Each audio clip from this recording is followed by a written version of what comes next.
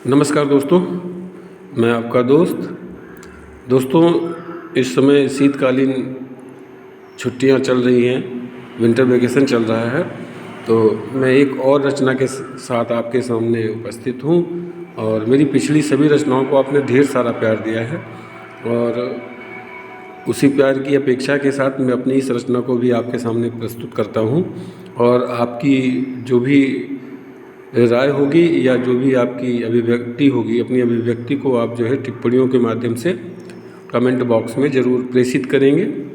और मेरी इस रचना का शीर्षक है गुनाहों की बात हो। चलिए स्टार्ट करते हैं।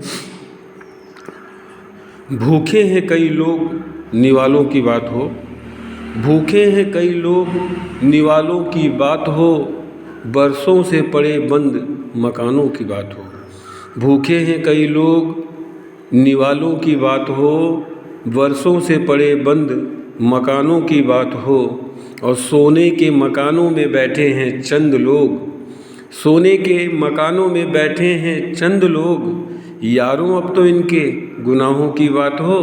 सोने के मकानों में बैठे हैं चंद लोग, यारों अब तो इनके गुनाहों की बात हो। और माँओं को अब भी याद है वो गमज़दा मंजर, माँओं को अब भी याद है वो गमज़दा मंजर, बेवा हुई बहनों के गुनहगारों की बात हो। माँओं को अब भी याद है वो गमज़दा मंजर, बेवा हुई बहनों के गुनहगारों की बात हो। और जनता के बने रहबर और जनता को ही लूटा, जनता के बने रहबर और जनता को ही लूटा, जालिम सफ़ेद पोशों की अदाकारी की बात हो। जनता के बने रहबर और जनता को ही लूटा, जालिम सफ़ेद पोशों की अदाकारी की बात हो। सब चाहे हैं उजाला करते हैं दिन की बात, सब चाहे हैं उजाला करते हैं दिन की बात, अब तो स्याह काली रातों की बात हो, अब तो स्याह काली रातों की बात हो। सब चाहे हैं उजाला करते हैं दिन की बात, अब तो स्याह काली रातों की बात हो। और ये आखिरी दो लाइन, ना कहना हो ज़रूरी ना सुनना लाजमी, ना कहना हो ज़रूरी ना सुनना लाजमी, सोनू कभी तो ऐसे रुमानी रिश्तों की बात हो। ना कहना हो ज़रूरी ना सुनना लाजमी, ना कहना हो ज़रूरी ना सुनना लाजमी, सोनू कभी तो ऐसे रुमानी रिश्तों की बात हो। भूखे हैं कई लोग निवालों की बात हो, बरसों से पड़े बंद मकानों की बात हो, और सोने के मकानों में बैठे हैं चंद लोग, यारों अब तो इनके गुनाहों की बात हो। तो मेरी ये नई रचना, और जैसी भी आपको लगे आप ज़रूर टिप्पणियों के माध्यम से हमें सूचित करें। और वर्तमान समय में हमारे देश में कुछ ऐसा ही चल रहा है और मुझे लगता है कि हम लोगों ने इतिहास से कोई सीख नहीं ली है।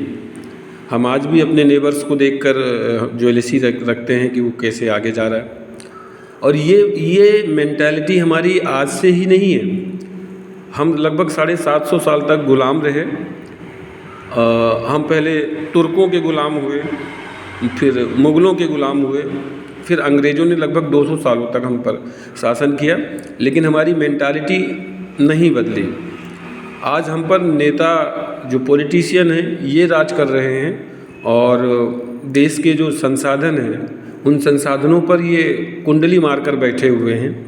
और हमारे देश में, भारत में इकोनॉमिकल इनइक्वालिटी बहुत तेज़ी से बढ़ रही है, और जिसे हम आर्थिक असमानता कहते हैं। आर्थिक असमानता बहुत तेज़ी से बढ़ रही है। हमारे यहाँ जो टोटल जो रिसोर्सेस हैं, टोटल पॉपुलेशन के 10% लोगों के पास में इंडिया का 90% रिसोर्स है, और जो 90% पॉपुलेशन है उसके पास 10% रिसोर्स है।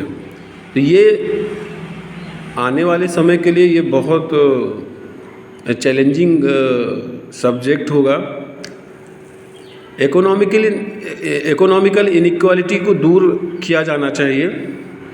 अगर ये सरकारों ने इस आर्थिक असमानता को दूर करने का प्रयास नहीं किया, कोई पॉलिसी इसके लिए नहीं बनाई, तो आने वाले समय में बहुत आश्चर्य की बात नहीं है कि आने वाले 100 या 50 साल के अंदर सिविल वार जैसी स्थिति भारत में भी हो सकती है। और इन्हीं शब्दों के साथ में मैं आपसे विदा चाहूँगा। एक बार फिर से बोलना चाहूँगा कि हमारे देश में इकोनॉमिकल इनइक्वालिटी बहुत तेज़ी के साथ बढ़ रही है और यही कुछ ऐसी ही स्थिति यूरोपियन कंट्रीज़ में उस टाइम पे थी जब वहाँ पर मोनार्की सिस्टम जो था, मोनार्किज्म के अगेंस्ट जो है वहाँ पर रिवॉल्यूशन हुआ था। यहाँ पर भी इकोनॉमिकल इनइक्वालिटी बहुत ज़्यादा हो रही है और हमारे यहाँ के जो पॉलिटिशियंस हैं ये कास्ट बेस्ड पॉलिटिक्स करते हैं और बस ये किसी तरह से ये पावर में आना चाहते हैं। और वास्तव में जो हमारे देश के सामने जो गंभीर चुनौतियां हैं, आर्थिक असमानता, सबसे गंभीर चुनौती आर्थिक असमानता है मेरे, तो इस पर तो कोई सोच ही नहीं रहे हैं।